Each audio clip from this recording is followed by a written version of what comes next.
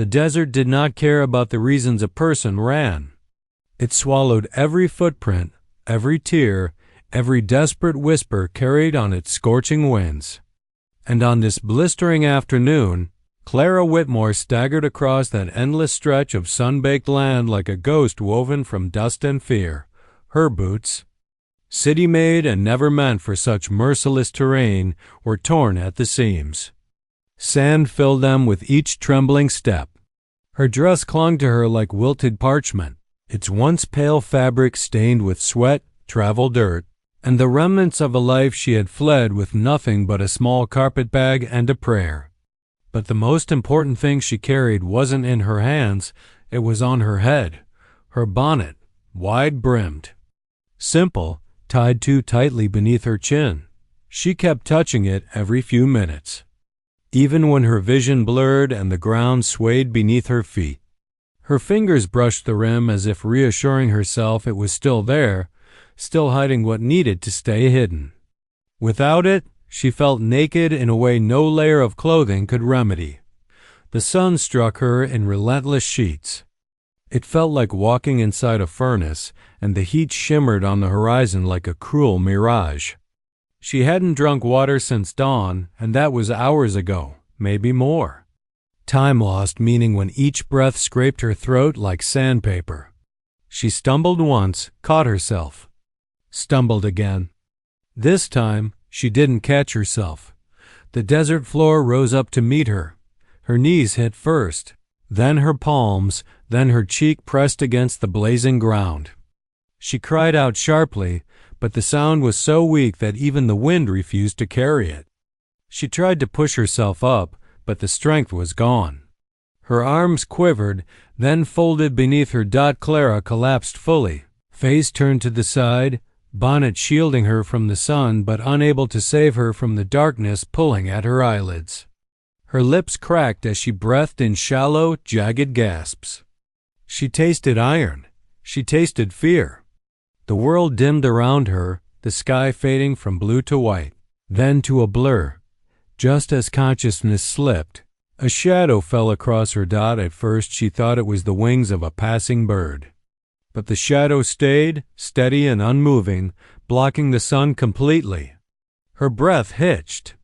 She forced her eyelids open a sliver. A figure stood over her. Tall, solid, silhouetted against the fading brightness. For a heartbeat, she panicked thinking he had found her. The man she had escaped, the reason she had ridden into the desert with nothing but desperation and a bonnet pulled low. But when the shadow crouched and spoke, the voice was not the smooth, venomous voice she feared. It was low, quiet, steady. And gentle. You need water. A hand slid beneath her shoulders, lifting her with surprising care for someone whose silhouette was broad-shouldered and unmistakably strong. Clara tried to speak, but her tongue stuck to the roof of her mouth. The man tipped a canteen to her lips. Cool water touched them, so startling and precious that she gasped weakly. He let her drink only a small amount before pulling it away, preventing her from choking. Only then, when her vision cleared enough to focus, did she see him properly. His hair was long and dark, braided loosely down his back. His clothing marked him immediately Apache, a scout or hunter, judging by the way he moved with silent precision. His eyes, dark as obsidian, looked over her not with suspicion or dominance, but with deep, assessing calm. You should not be alone out here, he said. Clara tried to answer, tried to sit up. The bonnet slipped slightly, and in a panic she grabbed it, yanking it back into place. The sudden movement cost her. The world spun violently. She swayed, and the man steadied her with one hand. Her breath trembled. He noticed. "What are you hiding?" he asked quietly. She shook her head, too weak to form words. Clutching the edges of her bonnet as if the ties were holding her whole being together, the man studied her another moment, his expression unreadable. Then, without forcing another question, he slid an arm beneath her legs and lifted her effortlessly. "Rest," he murmured. You are safe for now." And Clara, exhausted, terrified, and disoriented, let herself fade into darkness once more, not knowing whose arms carried her. Only that they did not hurt. Clara woke slowly, as if drifting upward through warm water. For a moment, she didn't know where she was. The ground beneath her wasn't scorching sand, but cool, smooth stone. The air carried the scent of mesquite smoke instead of unbearable heat. Somewhere nearby, water trickled a steady, calming sound that didn't belong to the desert she remembered, collapsing in. Her eyes fluttered open. She lay inside a narrow canyon shelter, its walls rising high around her like tall protective hands carved by wind and time. Overhead, a strip of sky glowed orange with the setting sun. Soft shadows danced across the rock walls, cast by a small fire burning a few feet away. Then she saw him. The Apache scout knelt beside the fire, feeding small sticks into the flames with quiet precision. He hadn't noticed she'd woken yet. His posture was relaxed, but alert in the way of men who had lived their entire lives aware of danger. His long, dark hair was tied back now, revealing strong lines in his face, stoic, controlled, but not unkind. The blanket covering Clara's body was thick and warm. It smelled faintly of smoke and cedar. She touched it in confusion, trying to piece together how she'd gotten here. A soft rasp scraped her throat. The man turned immediately. "You are awake," he said simply. His voice was calm, smooth like a river stone. He rose and approached, moving with the unhurried certainty of someone unafraid of anything in this canyon, perhaps in the entire desert. Clara instinctively tugged at the ribbon beneath her chin, checking her bonnet. Still there, still tied. Relief washed over her so fast her eyes stung. The Apache noticed the gesture. His gaze flicked briefly to the bonnet, but he didn't comment. "You were nearly gone when I found you," he said. "The sun takes quickly. It gives no mercy." Clara swallowed, her throat tight. "Thank you for helping me." "You needed help," he replied, as if that explained everything. He offered her a small wooden cup filled with more water. As she drank, he watched her face, not intrusively, but thoughtfully, as though cataloging her wounds and weariness the same way a healer would. "You traveled alone," he said. It was not a question. Clara nodded. "I had to." Her voice shook on the last words. The Apache sat back on his heels, elbows resting lightly on his knees. "A woman does not ride alone across this land unless something follows her." Clara's heart lurched violently. He had seen through her with frightening accuracy. "I won't ask what," he added, sensing her fear. "Not until you can speak it." That surprised her. Most men either demanded answers or assumed them. His restraint unsettled her almost as much as his perceptiveness. She curled her fingers into the blanket. "How long was I?" "Since midday," he said. "You slept nearly hours."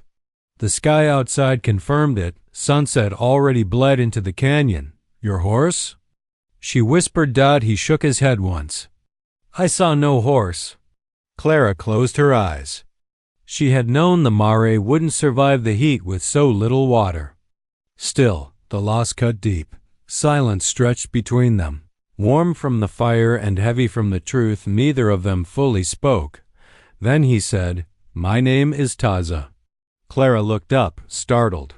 He had offered his name without asking hers first, a small courtesy, but one that made her chest tighten. "I'm Clara Whitmore." Taza nodded as if committing it to memory.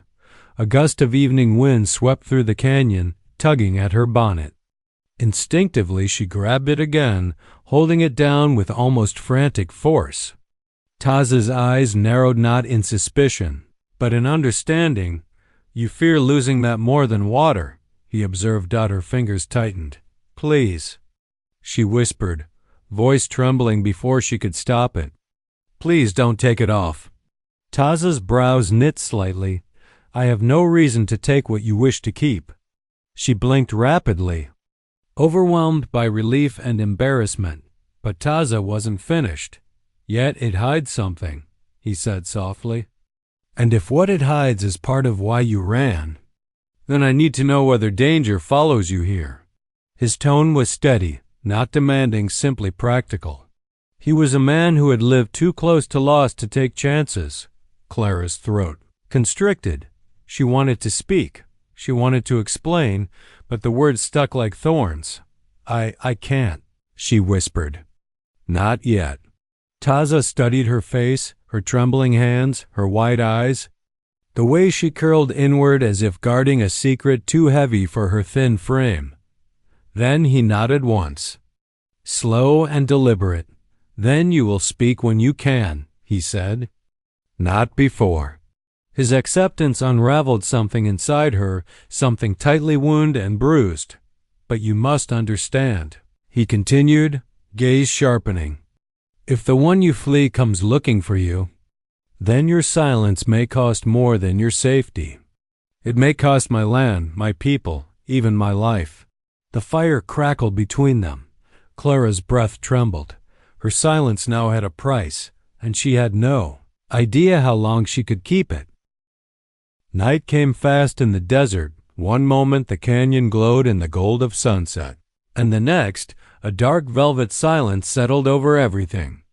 The fire Taza had built became the only source of warmth and light, its glow flickering across the canyon walls in restless patterns. Clara drew the blanket tighter around her shoulders. Even with the fire crackling nearby, a chill had crept into her bones. The desert's cold was different from anything she had known in the East, sharper, almost personal, as if the night itself wanted to sink its teeth into her. Taz and noticed. He was sharpening a knife, short-bladed and worn from years of use. When he glanced over and saw her shivering, "You are cold," he said simply. Clara nodded, embarrassed. "The temperature dropped so quickly." "It always does," he replied. "Fire keeps the cold from taking your strength." She thought he would return to sharpening the blade, but instead he stood and walked to a small alcove in the canyon wall. He returned with a second blanket thicker, woven in deep reds and browns. He laid it around her without asking permission. The weight of it felt like a shield, heavy and comforting. Clara exhaled slowly, tension easing from her shoulders. "Thank you," she murmured. Taza only inclined his head, but his eyes lingered a moment, dark, steady, assessing. Not in a way that made her feel exposed, but in a way that made her feel seen. The fire crackled again, signaling the dry mesquite wood catching brightly. Sparks drifted upward and vanished into the stark desert sky. Clara watched them disappear and wondered how long she could stay hidden in this canyon. "He saved me," she thought. "But I can't stay here forever." Her hands crept up to the ribbon of her bonnet again. She tugged it, ensuring it was secure. Taza followed the motion, silent but attentive. "You guard that bonnet more fiercely than anything else," he said quietly. Clara froze. Her fingers curled against the fabric. "It's just—" She swallowed hard. "It matters." Taza didn't push for more. He simply sat across the fire from her, his posture loose but alert, the way a man sits when he is used to listening to the night for danger. For a long time, neither spoke. Clara watched the shadows moving across the canyon wall. Taza listened to the distant sounds of crickets, the rustling of the breeze, the subtle shifting of sand. Eventually, he broke the silence. "The sun burned your skin," he said. "You were almost gone today." Clara stared into the fire. "I was trying to reach the nearest town. I thought I could make it." "You would not have," he said honestly. "Not without water. Not without shelter. Not alone." His bluntness should have frightened her, but instead it grounded her. The truth was safer than false comfort.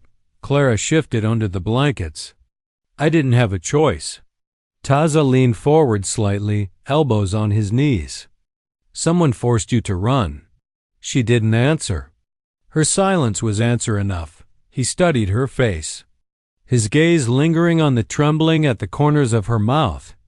Then he said, voice softened, "Fear leaves marks that even the desert wind cannot erase."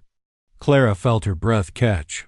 "You don't understand," she whispered. Taza didn't argue. He didn't claim he knew her pain. Instead, he said, "Then tell me." A flicker of panic shot through her chest. "I can't, not yet." Taza nodded once. "Then say nothing, but rest." He stood again, moving toward the canyon entrance. Clara watched his silhouette against the moonlit sky as he scanned the darkness beyond the canyon. He was guarding her. She didn't need him to say it. She felt it in the way he stood, the way his hand rested lightly on the hilt of his knife, the way he turned his head at every distant sound.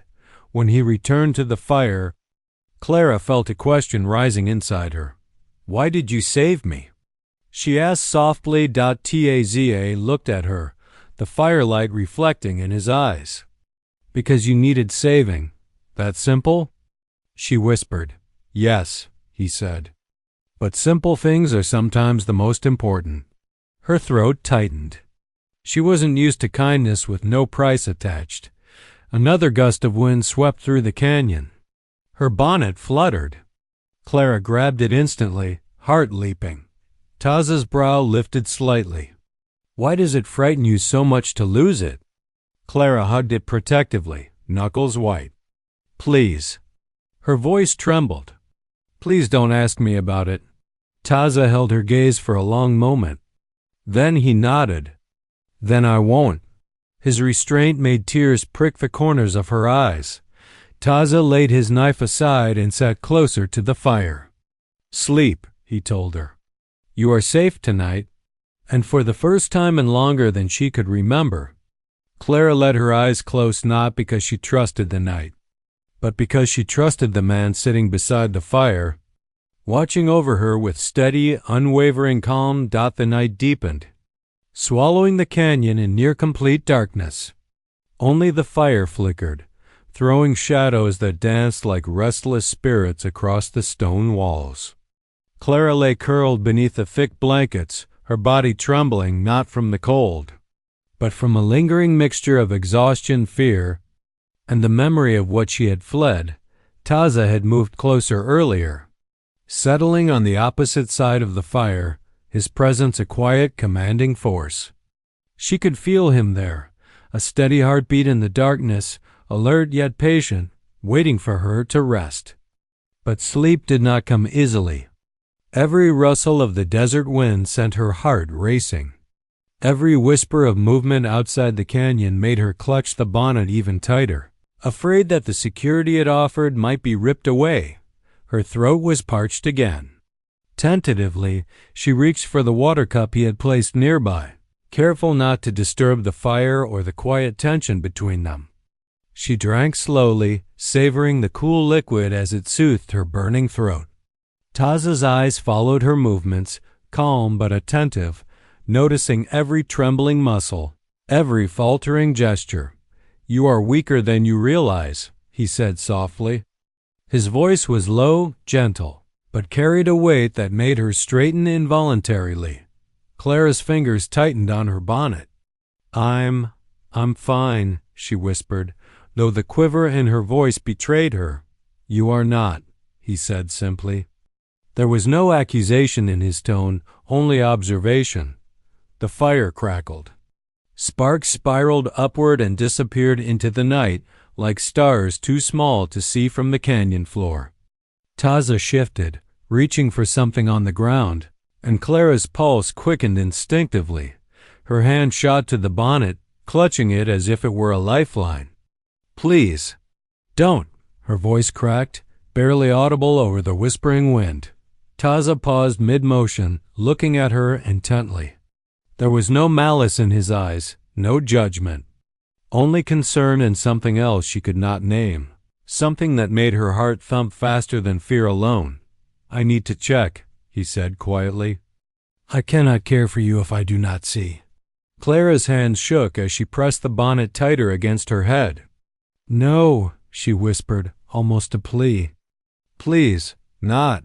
He hesitated, then moved with deliberate care.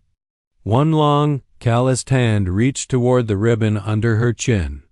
His fingers brushed the edge lightly, almost reverently. Clara's breath caught in her throat. The world seemed to narrow to the space between them, the firelight dancing over his features, the steady warmth of him beside her, and the soft, impossible reality of his touch so close to the one thing she had vowed to keep hidden. Clara. He murmured, his voice low and soft, almost a warning. I can't, she whispered, tears pricking her eyes. I can't let you, please don't. Taza's fingers paused, hovering over the bonnet, tracing the curve of the ribbon but not yet releasing it. He studied her, his gaze unwavering. There was no judgment there, no impatience, only understanding. He could see her fear, her hesitation, the fragility she tried to hide behind clenched fists and shallow breaths.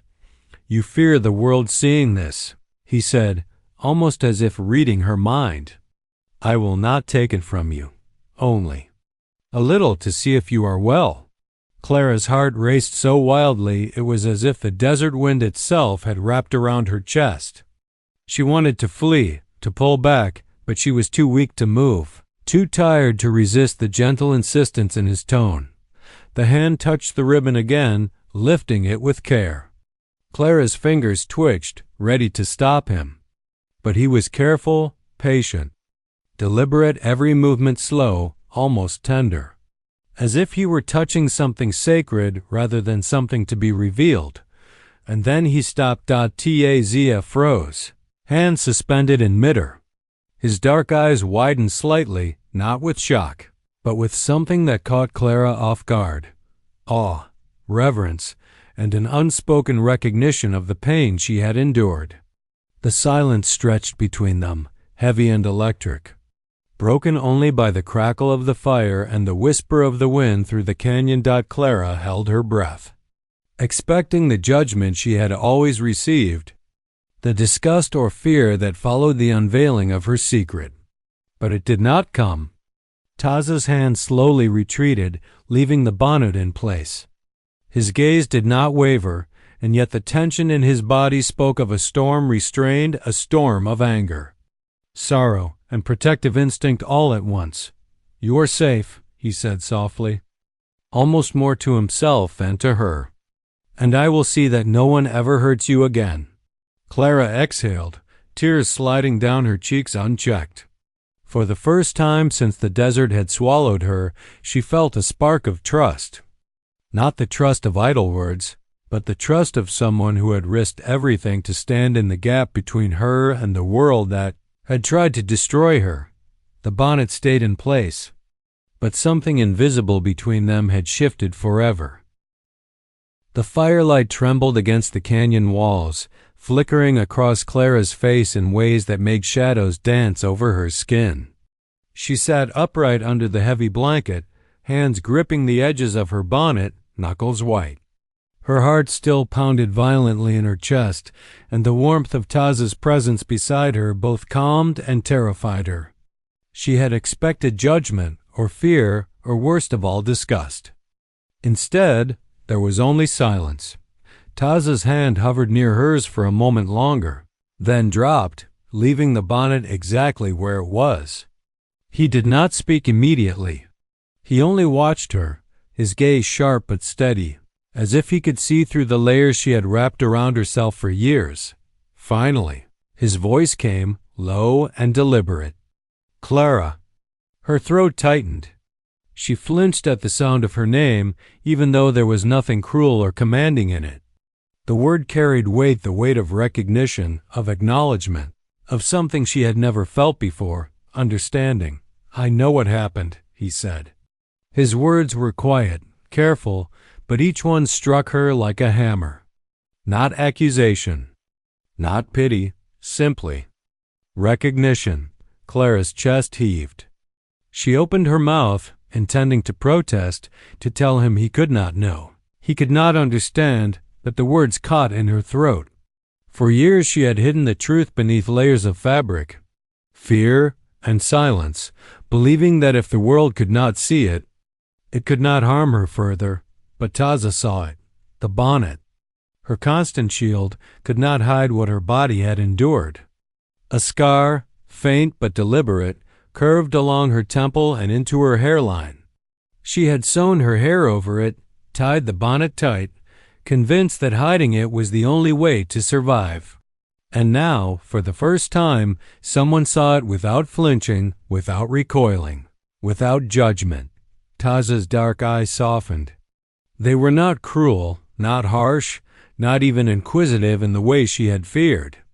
They were steady and deep, full of something almost frightening in its intensity, empathy, care, and a protective fierceness that made her feel simultaneously exposed and utterly safe. "You do not have to tell me," he said. "I do not need words to know that the world has tried to take more from you than you could bear. I see it here." His hand swept slightly, not touching, not demanding, but acknowledging. "And I see that you are still standing, that you are still fighting." Tears pricked her eyes, and she quickly wiped them away, embarrassed by their betrayal. She had spent so long hiding, surviving alone, learning that weakness meant danger. And here was a man, an Apache scout, a warrior, someone who had spent his life navigating the harshest truths of this land, who saw her, truly saw her, and yet remained calm, steady, unafraid. Her voice faltered. She pressed the bonnet tighter against her head, trying to find courage she did not feel. I thought no one could ever see this and not hate me." Taza shook his head, slow and deliberate. "Hate you? Why would I hate what the world has done to you? No, that would be foolish and weak and cruel. I do not fear scars, Clara. I fear those who inflict them. And I would stop them, every one, if they dared come near you again." Her breath caught in her throat. The weight of his words, of the truth in his voice, settled over her like a warm blanket. She had fled from cruelty, from control, from fear, thinking that survival meant isolation. But here was someone who offered more than safety. He offered understanding, a shield that went beyond fabric or fire, a promise that the world's cruelty would not reach her while he stood beside her. "You are safe," he repeated, this time softer, more intimate. "I will make certain of it." Clara's hands, still clutching the bonnet, loosened slightly. She realized that for the first time since she had entered the desert, she did not feel alone. Not really. Not while Taza's dark, steady gaze lingered on her with something stronger than mere protection, recognition of her strength, acknowledgement of her pain, and the quiet assurance that she was worthy of care, of attention, of something far greater than fear. The fire crackled, sending tiny sparks into the night, and in that small canyon, under the weight of 1,000 stars and the quiet desert sky, Clara understood something profound. The world had tried to break her, and yet she had survived. And now, for the first time, someone truly saw her, and he did not turn away. She exhaled slowly, the tension in her chest easing just slightly. The bonnet remained in place, her shield intact, but her heart had already begun to lower its defenses. And in that moment, with Taza watching silently, she felt the first glimmer of trust, fragile but undeniable, take root. The desert night had grown still. Even the wind seemed to pause as if listening. The fire crackled quietly between them, throwing flickering shadows across Clara's tense shoulders and the folds of her blanket. For long moments, neither spoke. The canyon was alive with quiet, the soft chorus of nocturnal life outside, yet inside. A different kind of rhythm held the space, one of unspoken understanding, fragile trust, and the weight of what had already passed between them. Clara's hands rested on her lap, still clutching the bonnet loosely, a shield that no longer felt entirely necessary. Yet she could not bring herself to let it go. The fear, the memories, the scars, they were hers, and she had fought so long to keep them hidden. Yet here, in this canyon, under the patient gaze of Taza, she felt something she had never dared to hope for: safety. Taza's dark eyes, reflecting the firelight, never wavered. He studied her, but not with curiosity, not with judgment. He looked at her with a steady, solemn intensity that made her chest tighten. A gaze that seemed to see through the walls she had built and recognize the strength beneath the fear. "You survived," he said quietly. His voice low and calm, yet it carried the weight of certainty. "You survived when many would have fallen." His hands rested lightly on his knees, still, but alive with restrained power. "That strength is yours, Clara. Do not forget it." She looked down at her hands, feeling the warmth of the blanket seep into her fingers. I thought I had lost it," she whispered, voice trembling. "I thought the world had taken it all from me." "No," he said firmly. "It is not gone. The world may try to break you, but it cannot erase what is inside. I see it." He paused, letting the words settle. "And I will not allow anyone to take it from you again." Clara's eyes lifted to meet his. The intensity in his gaze, the conviction in his tone, stirred something she had buried deep inside herself, a fragile spark of trust, hope, and something more, though she could not yet name it. She wanted to recoil, to insist that she could manage alone, but the exhaustion and the honesty in his words made her heart betray her. Taza leaned forward slightly, lowering his voice even further. "I cannot undo what the world has done, but I can stand against it. I will protect you. Not because I am bound to, not because I am commanded, but because I choose to." He met her eyes steadily. "No one will hurt you while I am here. No man, no threat, nothing." Her breath caught. The words were simple, yet they carried a weight heavier than any desert stone. A warrior's promise, forged in the quiet strength of a man who knew how to face danger every day, and offered freely to her, a fragile stranger in his land. Clara's throat tightened. She wanted to speak, to thank him, but words failed her. The truth was too heavy, too vulnerable. She could only nod, a small gesture, almost imperceptible, yet enough. Enough to show him that she understood, that she accepted, that a thread of trust was being woven between them in the still night air. Taza straightened, glancing toward the dark mouth of the canyon, his eyes sweeping the horizon as if willing the shadows to remain harmless. "Rest now," he said softly. "You need your strength for what lies ahead. Whatever comes tomorrow, we will face it together." Clara curled a little closer to the warmth of the fire and the blanket, feeling the tension in her chest slowly ease. She could not explain the tumult of emotions that surged through her: fear, relief, gratitude. All but one thing was certain: she felt safe. For the first time in years, she felt truly protected, not by distance or secrecy, but by the steady presence of a man who saw her scars and refused to flinch. The canyon night stretched on. Stars glimmered high above, indifferent yet beautiful, scattered across the dark sky. Clara's eyelids grew heavy, the rhythm of the fire and Taza's quiet breathing lulling her toward rest.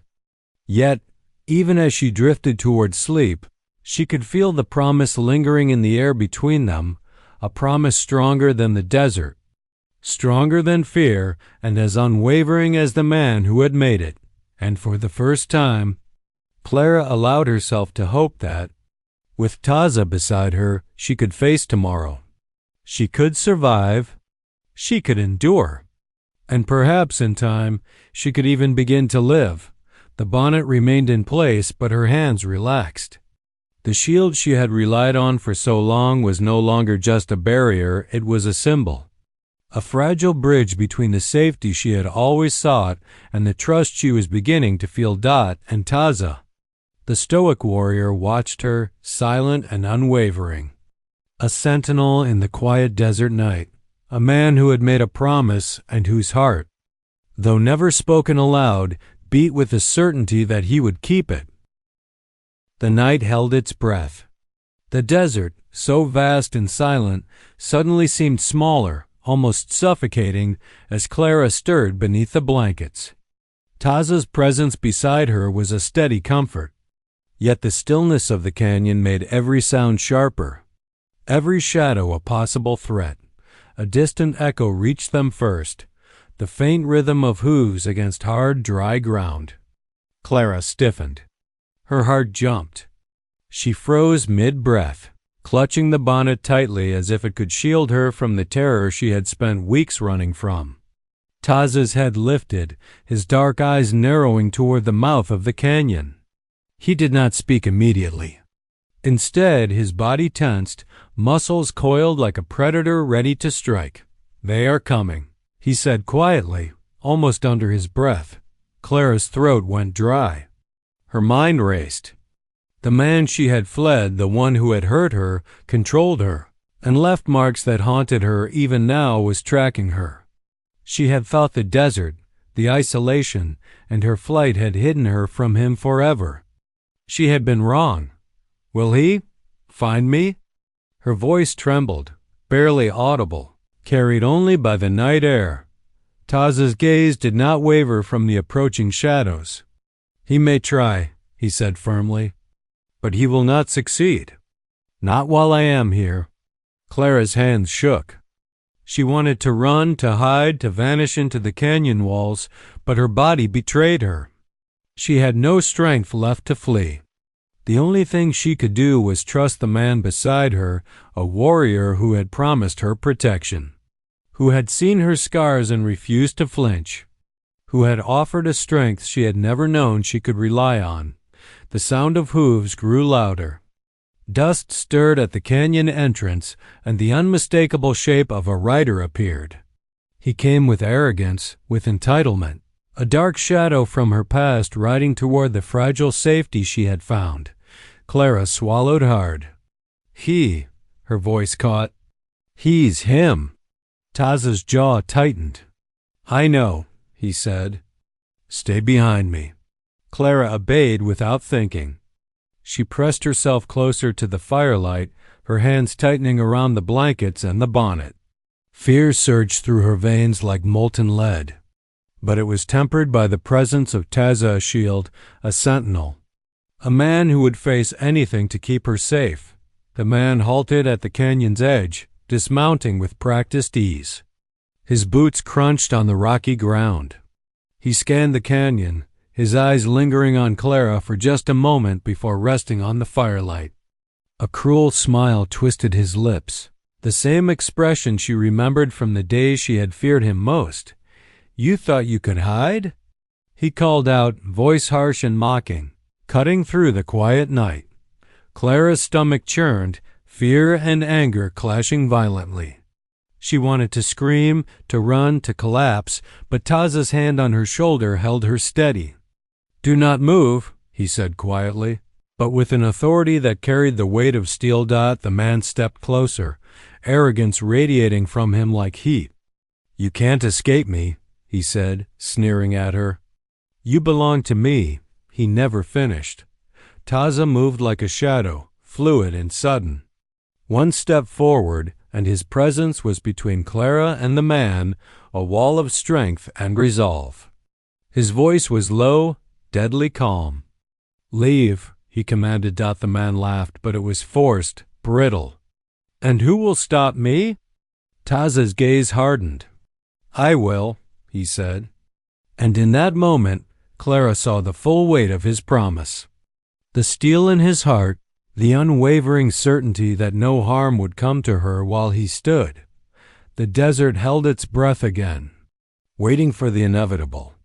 The fire flickered, sending shadows across the canyon walls. As Taza and the intruder faced one another, silence stretching between them, heavy and charged with danger. Clara's hand tightened on her bonnet, not as a shield, but as a reminder that she had survived this long. She had survived the world's cruelty, and now, for the first time, someone was ready to face it for her. The man from her past faltered. Sensing the fierceness in Taza's stance, the unwavering determination in his dark eyes, he took a hesitant step back, measuring the warrior before him, understanding in that instant that Clara was no longer alone, that her life was no longer his to control. Taza did not advance. He simply stood, a guardian, a sentinel, his promise unspoken but as clear and unyielding as the canyon walls around them. Clara exhaled slowly, a tremor running through her body. The danger had not passed, but the fear had shifted. She was no longer powerless. Not while Taza was here. And in the still desert night, she realized something she had never allowed herself to feel before. She could finally believe in safety. The desert night had shifted. The threat that had loomed so heavily at the canyon's edge had faded into uneasy silence. The man who had once hunted Clara, who had inflicted pain and terror upon her, had retreated, leaving only footprints in the sand and a bitter wind that whispered of what could have been. Clara remained seated beneath the firelight, blankets wrapped tightly around her, her hands clutching the bonnet as if it were the only thing keeping her tethered to the world. She was trembling, not from fear this time, but from the enormity of the night's events. She had survived. She had faced the darkness of her past and emerged on the other side. And through it all, Taza had been there, unwavering, a shield, a guardian, a constant presence that neither time nor danger had shaken. Taza remained beside her, his dark eyes reflecting the firelight.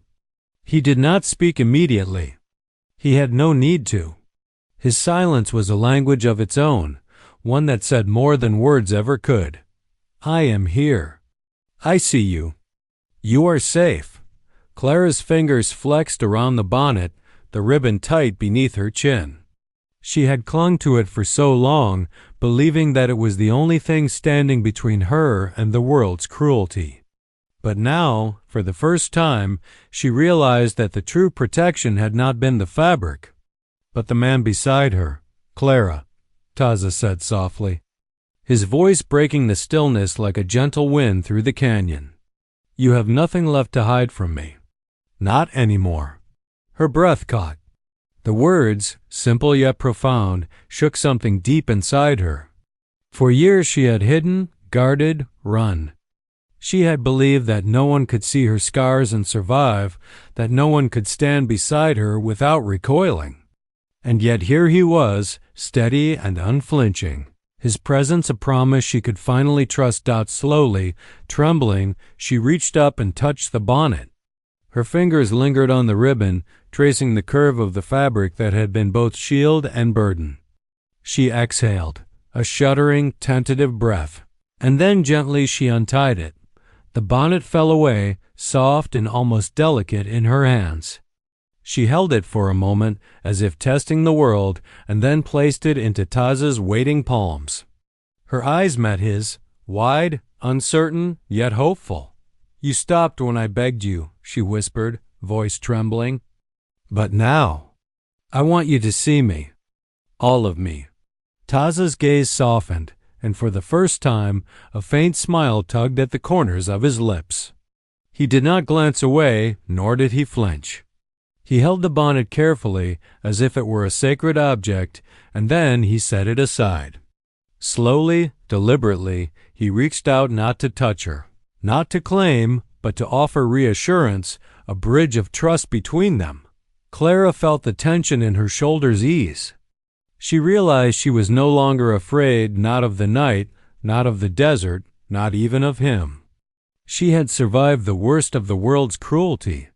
And now she had found something far rarer, someone who would stand by her, unshaken, unyielding, and unwavering. I see you, Taza said softly, the firelight dancing in his eyes. All of you. The strength, the scars, the courage, it is yours, Clara, and it is enough. Tears sprang to her eyes, not from fear or pain, but from relief, from the weight of years of solitude and terror finally lifting. She realized that she had been waiting for this moment all her life, the moment when someone would not flinch, when someone would see her fully and still remain. Slowly, carefully, she stood. Taza remained where he was, giving her space, offering presence without pressure. She took a step toward him, then another, feeling the solid earth beneath her feet, feeling the warmth of the fire and the canyon, feeling the undeniable reality that she was no longer alone. Taza extended a hand, and she took it, a fragile connection that spoke louder than words ever could. The fire crackled, sending sparks into the night, the desert sky stretching infinitely above them. The world outside the canyon might remain harsh, cruel and unyielding, but inside this small, hidden place, they had carved out something rare: trust, understanding, and the beginnings of love. Clara exhaled, a soft laugh breaking through the tears. "I feel free," she whispered. "You are," Taza said simply. "And I will see that you remain so." The bonnet lay forgotten beside the fire, no longer a shield but a symbol of the barrier she had finally allowed to fall. And in the quiet starlit canyon, surrounded by the vast and different desert, Clara understood that some walls could be lowered without fear, and that some promises were strong enough to hold the world at bay. Hand in hand, they watched the night stretch on, two souls bound by trust, courage, and the quiet certainty that whatever came next, they would face it together. The desert had tested her. The world had tried to break her. But here, with Taza beside her, she realized that she was not only alive, she was free, seen, and no longer alone.